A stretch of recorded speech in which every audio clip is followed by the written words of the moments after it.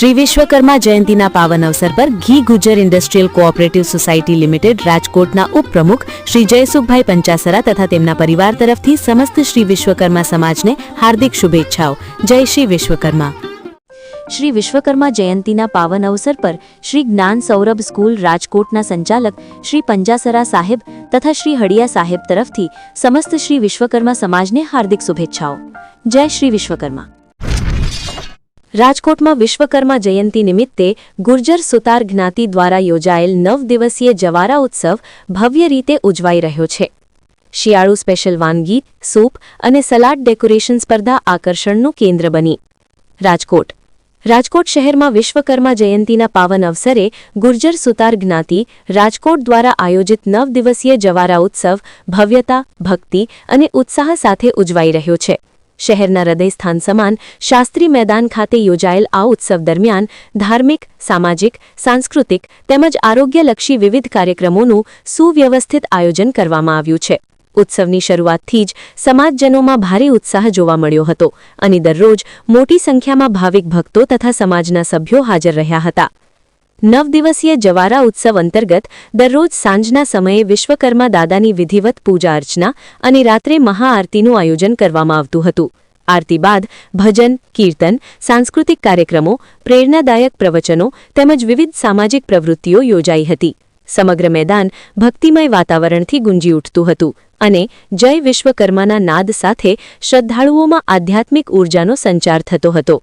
આ 9 દિવસીય ઉત્સવના ભાગરૂપે તારીખ 25 જાન્યુઆરી 2026 રવિવારના રોજ ખાસ કાર્યક્રમોનું આયોજન કરવામાં આવ્યું હતું, જેમાં એક તરફ સમાજના આરોગ્ય પ્રત્યેની જવાબદારી દર્શાવતો સર્વરોગ નિદાન કેમ્પ યોજાયો હતો તો બીજી તરફ મહિલાઓની પ્રતિભા અને સર્જનાત્મકતાને પ્રોત્સાહન આપતી અનોખી સ્પર્ધાનું આયોજન કરવામાં આવ્યું હતું।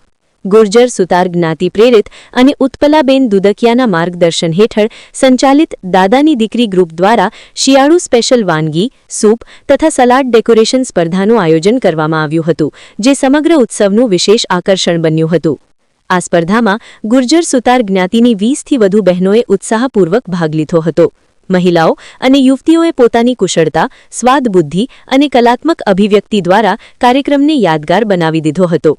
સ્પર્ધાને 3 અલગ અલગ વિભાગોમાં વહેંચવામાં આવી હતી, જેમાં શિયાળુ સ્પેશિયલ વાનગી, સૂપ અને સલાડ ડેકોરેશનનો સમાવેશ કરવામાં આવ્યો હતો। શિયાળુ વાનગી અને સૂપ વિભાગમાં ભાગ લેનાર બહેનોએ પોતાની વાનગીઓ અને સૂપ પોતાના ઘરેથી તૈયાર કરીને લાવવાના હતા। આ સાથે વાનગી બનાવતી પ્રક્રિયાનો વિડિયો તથા તેની સંપૂર્ણ રેસીપી લેખિત સ્વરૂપે રજૂ કરવાની શરત રાખવામાં આવી હતી।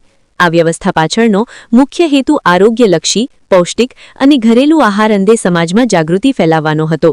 બહેનોએ મલ્ટીગ્રેન, શાકભાજી આધારિત, પ્રોટીનયુક્ત અને શિયાળાને અનુકૂળ એવી વિવિધ વાનગીઓ રજૂ કરી હતી, જેની નિરીક્ષકોએ ખૂબ પ્રશંસા કરી હતી।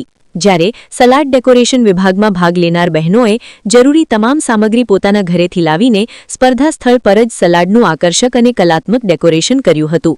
રંગબેરંગી શાકભાજી, ફળો, અંકુરિત દાણા અને આરોગ્યલક્ષી ઘટકોનો ઉપયોગ કરીને તૈયાર કરાયેલા સલાડો ન માત્ર સ્વાદિષ્ટ નહોતા પરંતુ દ્રશ્ય રૂપે પણ અત્યંત આકર્ષક હતા। સલાડોની રજૂઆતમાં કલાત્મકતા અને સ્વચ્છતાનો વિશેષ ખ્યાલ રાખવામાં આવ્યો હતો, જેના કારણે ઉપસ્થિત દર્શકો મંત્રમુગ્ધ થઈ ગયા હતા। સ્પર્ધામાં રજૂ થયેલી તમામ વાનગીઓ અને સલાડ ડેકોરેશનને નિષ્ણાત નિર્ણાયકો દ્વારા કડક અને ન્યાયપૂર્ણ માપદંડો હેઠળ પરખવામાં આવ્યા હતા। આ સ્પર્ધાના નિર્ણાયકો તરીકે બીજી જ્ઞાતિના 2 પ્રતિષ્ઠિત અને સક્ષમ મહિલાઓની પસંદગી કરવામાં આવી હતી, જેનાથી સ્પર્ધાની પારદર્શિતા અને નિષ્પક્ષતા જળવાઈ રહી હતી। નિર્ણાયક મંડળમાં શ્રીમતી ગીતાબેન કોઠારી, જેઓ વિવિધ પ્રતિભા ધરાવતા અને સેવાકીય પ્રવૃત્તિઓમાં સક્રિય રીતે જોડાયેલા છે, તેમજ Kalpanaben Parmar, principal Shri SD Mehta BEd કોલેજનો સમાવેશ થતો હતો। બંને દ્વારા સ્વચ્છતા, સ્વાદ, પૌષ્ટિક મૂલ્ય, સર્જનાત્મકતા અને રજૂઆતના આધારે મૂલ્યાંકન કરવામાં આવ્યું હતું। નિર્ણય પ્રક્રિયા પૂર્ણ થયા બાદ વિજેતાઓની જાહેરાત કરવામાં આવી। શિયાળુ વાનગી વિભાગમાં પ્રથમ ક્રમ અમી પ્રદીપભાઈ કરગથરા અને કૃપાલી પ્રદીપભાઈ કરગથરાએ પ્રાપ્ત કર્યો હતો। દ્વિતીય ક્રમ જલ્પાબેન કડેચાને અને તૃતીય ક્રમ પલ્લવીબેન દુદકિયાને મળ્યો હતો। સૂપ વિભાગમાં પ્રથમ ક્રમ દીપાલીબેન ભાડેશિયાએ મેળવી પોતાની રસોઈ કળા સાબિત કરી હતી, જ્યારે સલાડ ડેકોરેશન વિભાગમાં શીતલબેન અઘારાએ પ્રથમ ક્રમ મેળવી પોતાની અનોખી સર્જનાત્મકતા અને કલાત્મક દ્રષ્ટિકોણ દર્શાવ્યો હતો। સ્પર્ધામાં ભાગ લેનાર તમામ બહેનોએ ઉત્સાહ અને સમર્પણ સાથે ભાગ લીધો હતો, જેથી ગુર્જર સુતાર જ્ઞાતિ દ્વારા તમામ બહેનોને પ્રમાણપત્ર આપી સન્માનિત કરવામાં આવ્યા હતા. ઉપરાંત વિજેતા બહેનોને ટ્રોફી અને સ્મૃતિ ચિહ્ન આપી જાહેર રીતે સન્માન કરવામાં આવ્યું હતું. આ સન્માન સમારોહ દરમિયાન સમાજના આગેવાનો, વડીલો, યુવા વર્ગ અને બહેનો મોટી સંખ્યામાં ઉપસ્થિત રહ્યા હતા અને વિજેતાઓને દિલથી અભિનંદન પાઠવ્યા હતા. સમગ્ર કાર્યક્રમ દરમિયાન દાદાની દીકરી ગ્રુપની બહેનોની આયોજન ક્ષમતા, શિસ્તબદ્ધ વ્યવસ્થા અને સમાજ પ્રત્યેની સમર્પિત ભાવનાને સૌએ બિરદાવી હતી. સમાજના આગેવાનો દ્વારા જણાવવામાં આવ્યું હતું કે આવી પ્રવૃત્તિઓથી મહિલાઓમાં આત્મવિશ્વાસ વધે છે અને તેમની છુપાયેલી પ્રતિભાને મંચ મળે છે. સાથે સાથે સ્વસ્થ આહાર અને આરોગ્ય પ્રત્યે જાગૃતિ ફેલાવવાનો મહત્વપૂર્ણ સંદેશ પણ સમાજ સુધી પહોંચે છે.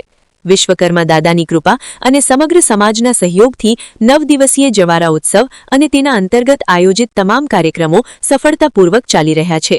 ઉત્સવના અંતિમ દિવસો દરમિયાન પણ ભક્તો અને સમાજજનોની ભીડ યથાવત જોવા મળી રહી છે.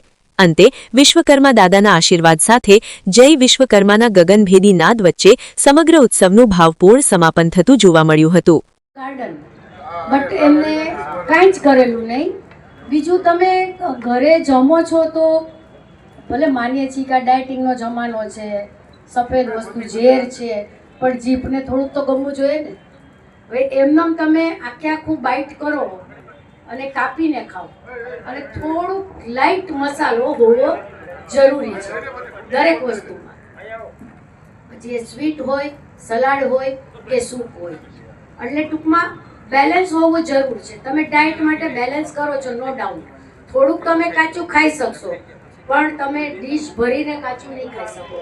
કાચું ખાઓ ત્યાં સુધી વાંધો નહીં, તો થોડોક અંદર ટેસ્ટ નાખવો જરૂરી છે.